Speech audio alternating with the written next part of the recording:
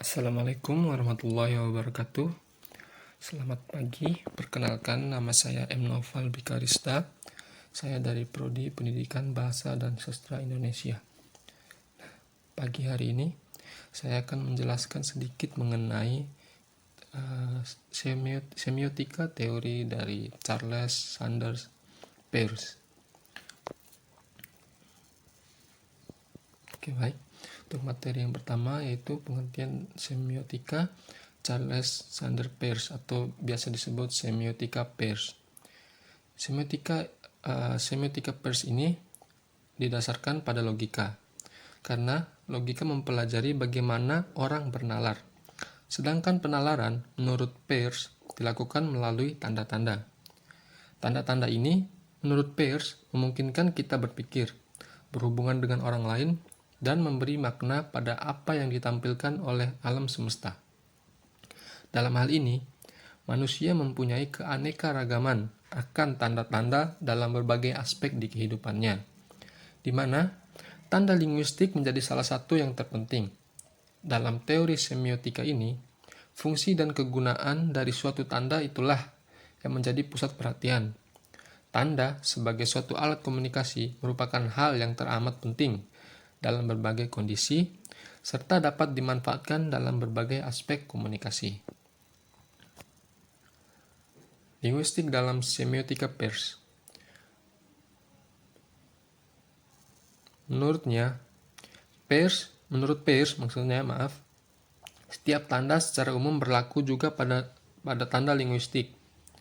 Tapi belum tentu tanda linguistik berlaku pula untuk tanda lainnya. Menurut Peirce, tanda-tanda berkaitan dengan objek-objek yang menyerupainya. Keberadaannya memiliki hubungan sebab akibat dengan tanda-tanda atau karena ikatan konvensional dengan tanda-tanda tersebut. Oleh karenanya, tanda linguistik ini dalam teori Peirce suatu hal yang penting, namun bukan berarti satu-satunya yang terpenting. Berbagai tanda yang terwujud dengan objek-objeknya menjadi suatu bahasan yang umum, sebagaimana ingin diungkapkan Peirce dalam teorinya ini, bahwa berbagai tanda-tanda yang diciptakan manusia dalam rangka untuk berkomunikasi merupakan representasi atas bahasa linguistik atau tanda linguistik yang berlaku secara umum. Selanjutnya yaitu klasifikasi tanda menurut Peirce. Peirce menghendaki agar teori semiotikanya ini menjadi rujukan umum atas kajian berbagai tanda-tanda. Oleh karenanya, ia memerlukan kajian lebih mendalam mengenai hal tersebut, terutama mengenai seberapa luas jangkauan dari teorinya ini.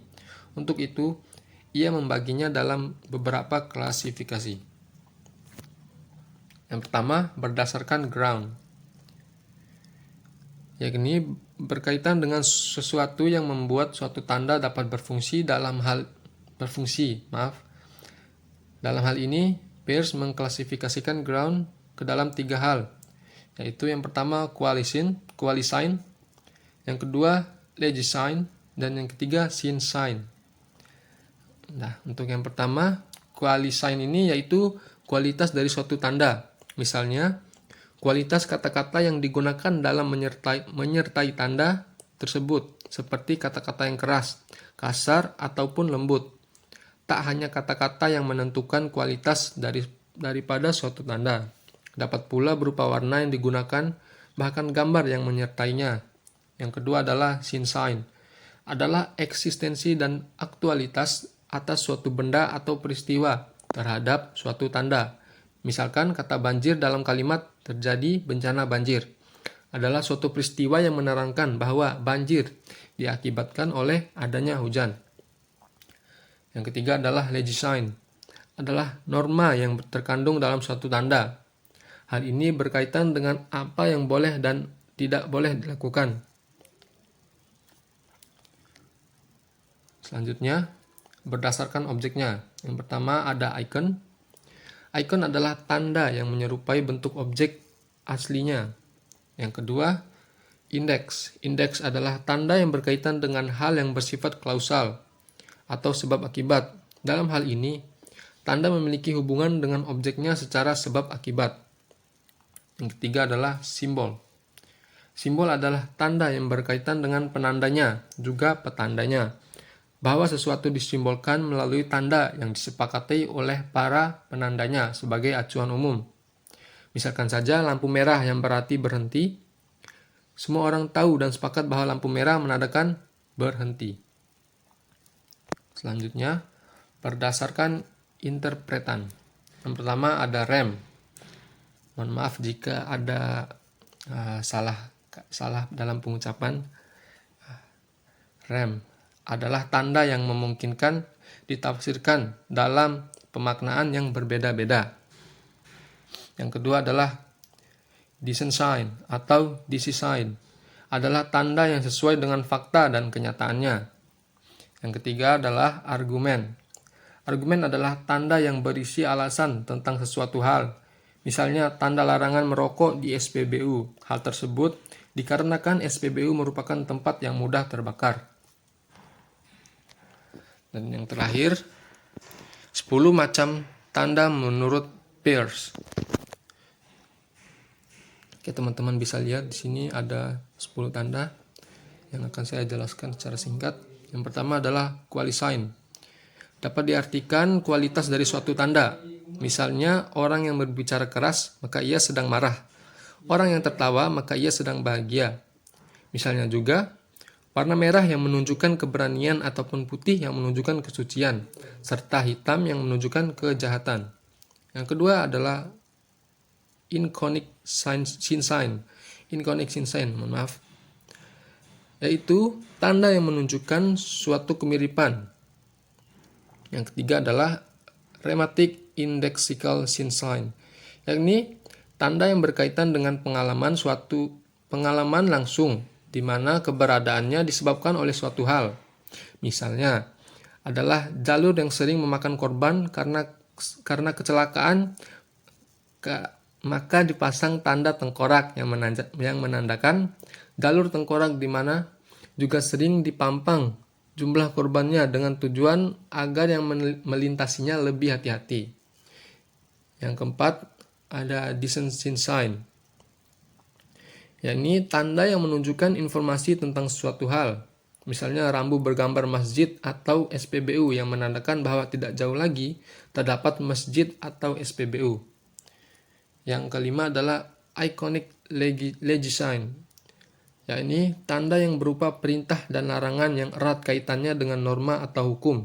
Misalnya, rambu lalu lintas yang memberikan kita perintah dan juga larangan guna menertibkan saat berkendara. Yang keenam adalah rhematic indexical legisign, yakni tanda yang merujuk pada objek tertentu, misalnya pada toilet, yang menunjukkan toilet untuk pria maupun wanita.